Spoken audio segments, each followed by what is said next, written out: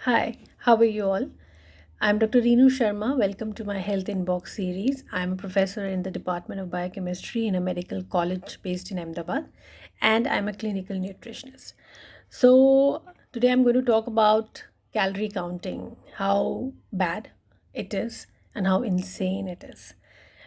Might be, shocking to most of the people, but कभी आपने सोचा है कि कैलोरी काउंटिंग करके आप किस तरीके से अपने आप को बेनिफिट कर रहे हैं?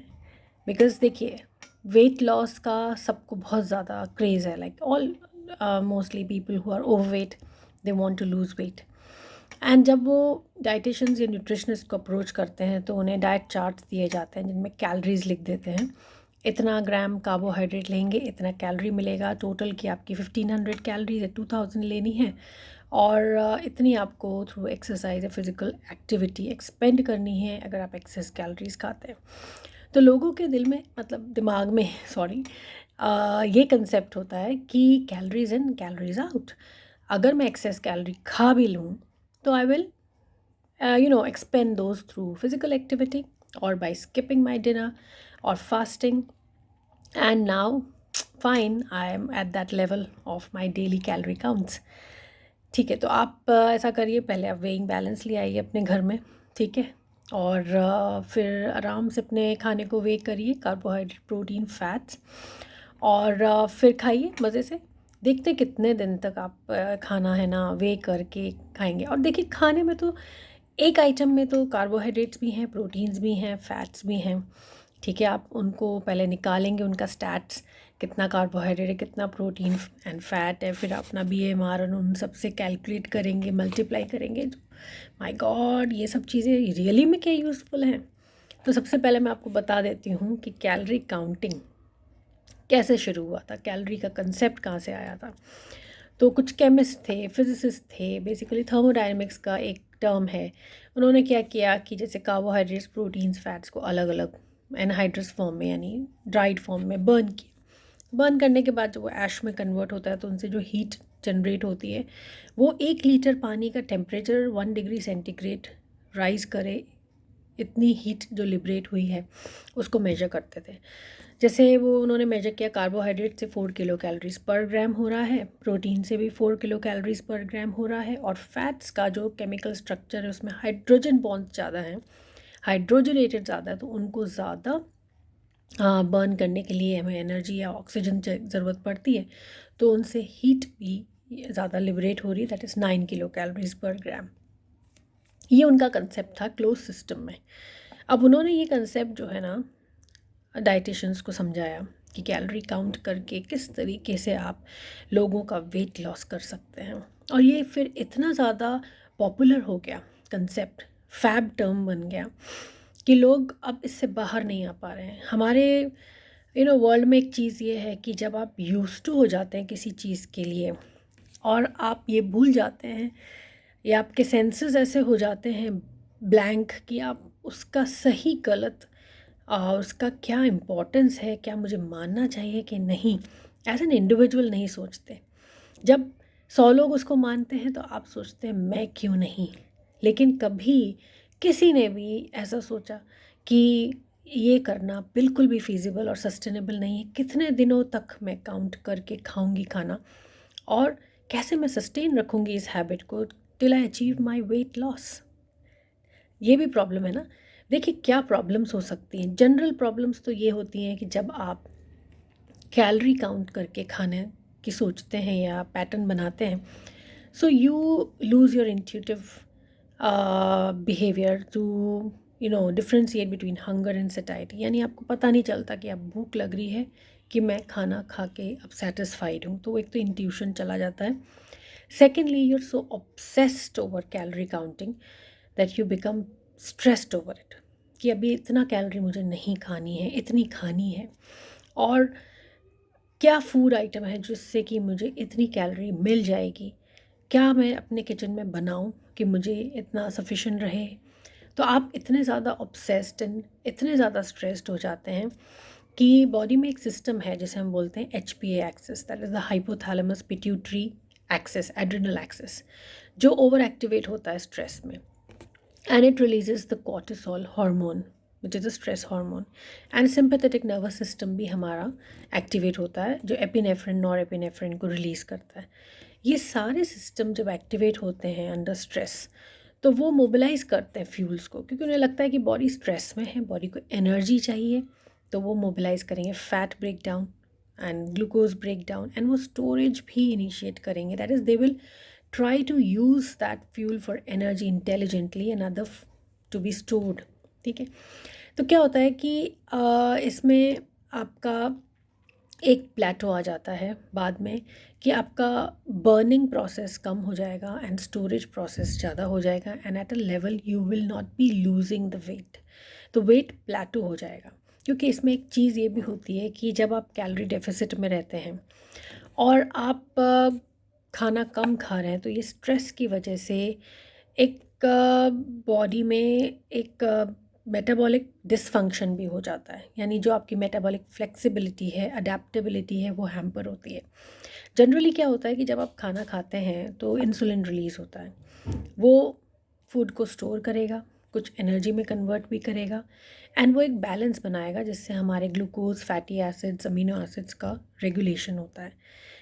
एक होता है जब अब आप खाना नहीं खा रहे हैं, स्टार्व्ड हैं या फास्टिंग कंडीशन में है, तो ग्लूकागन रिलीज़ होगा जिसका ऑपोजिट एक्शन है इंसुलिन के, एंड वो आपके फ्यूल को स्टोरेज फॉर्म से मोबिलाइज करेगा एनर्जी देने के लिए. जब आप हैवी एक्सरसाइज कर रहे हैं या एक्टिव हैं, ठीक है, आपने खाना नहीं खाया है, एनर्जी ज़्यादा ज़रूरत है तब, ठीक है, that is metabolic flexibility. The body can switch between these two processes depending upon your energy status. When you are in an energy deficit, then the processes which are going to release the fuel stores, they will be activated under glucagon. If you're in energy rich condition, ample energy है, sources हैं, तो insulin release होगा जो उन energy को store करेगा.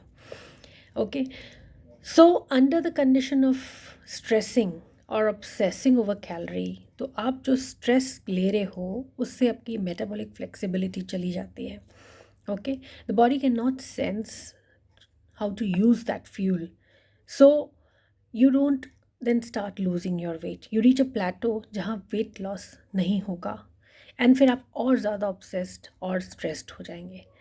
So ये basically harming your body. And आपको पता होगा एक बीमारी है, इसको एनोरेक्सिया नर्वोसा बोलते हैं.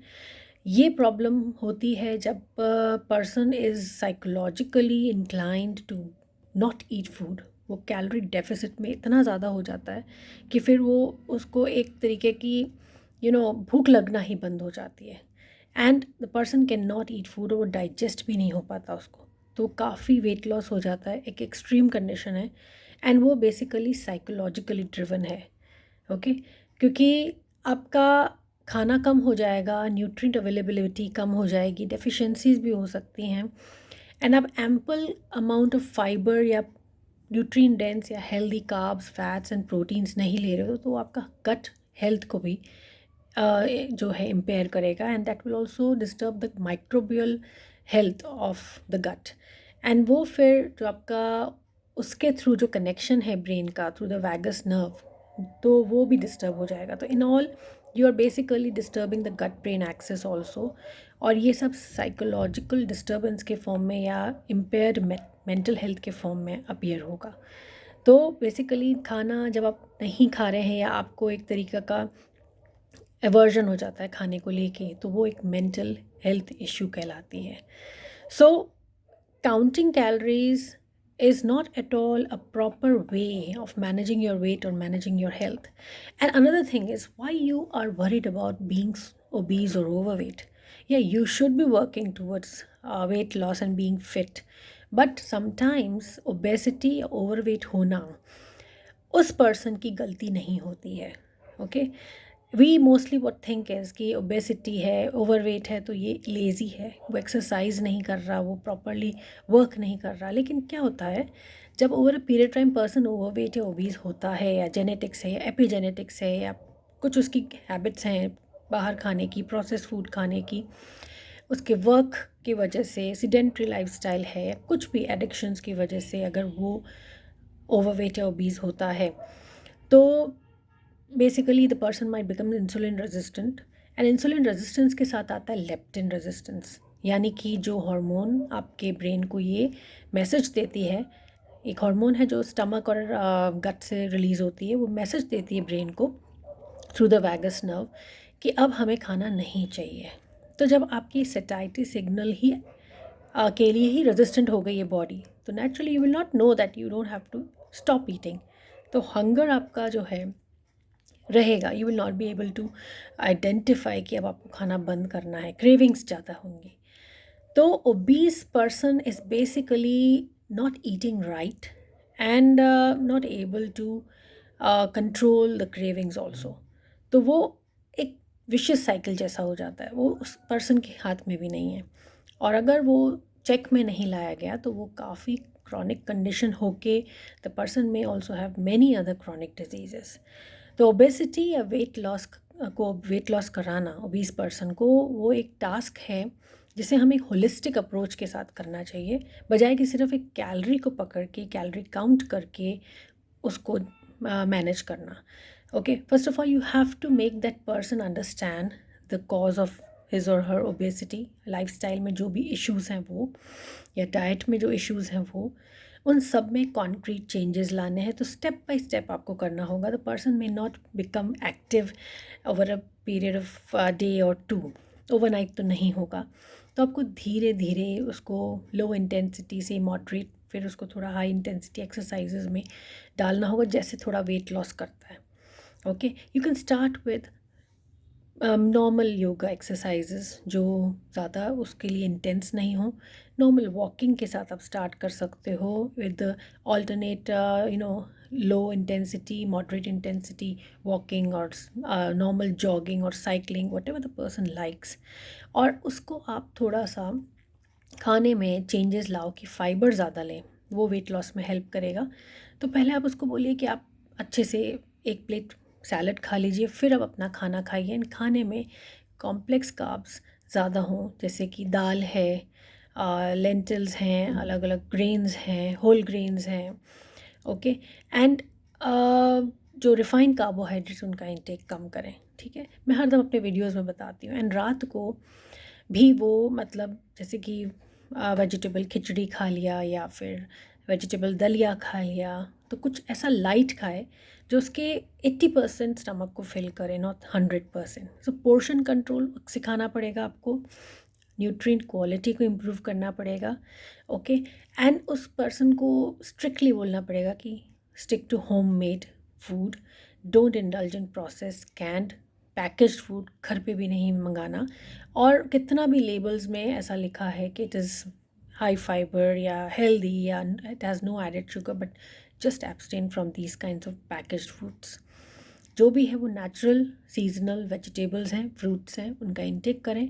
And keep a spacing between the dinner and the time you sleep. तो आप इस तरीके से थोड़ा सा उसका इंटरमिटेंट फास्टिंग आप धीरे धीरे ला सकते हो, यानी उसका जो रात का डिनर है और सुबह के ब्रेकफास्ट में आप 12-14 घंटे का गैप ला दो धीरे धीरे। तो it's a very gradual process, it's not a fast process कि आप उसको ये कहें कि मैं 5 महीने में तुम्हारा 10 किलो कम कर दूँगी। Practically not at all possible, चाहे आपको कितने भी डाइटिशियंस न्यूट्रिशनिस्ट ऐसा बोलें, दावा करें।